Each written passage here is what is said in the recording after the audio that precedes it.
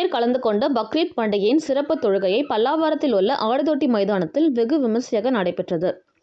உலகம் முழுவதும் இன்று பக்ரீத் திருநாள் வெகு விமர்சையாக கொண்டாடப்பட்டு வரும் நிலையில் தாம்பரம் மாநகராட்சிக்குட்பட்ட பல்லாவரம் பகுதியில் உள்ள ஆடுதொட்டி மைதானத்தில் தமிழ்நாடு தவ்ஹீத் ஜமாத் சார்பில் சிறப்பு தொழுகை பிரார்த்தனை நடைபெற்றது.